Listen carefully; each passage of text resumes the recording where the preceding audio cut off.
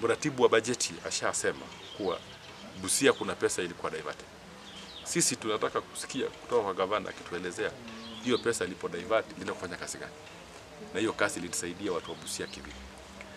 Mtu yoyote ambayo anafanya ufisadi lazima kamatwe na awekwe ndani, na hiyo pesa irudishwe, kwa sababu huyo mtu alichukua hiyo pesa akatumia mahali.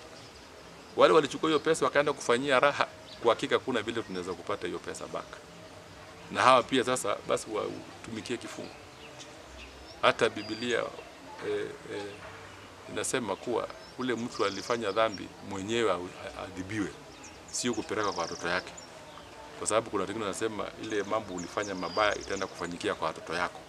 Hatutaki ifanyikie kwa watoto yetu, na wewe ndio ulifanya hiyo madhambi. Sasa wewe ulifanya hiyo madhambi, lazima ushikwe na uhesabiwe.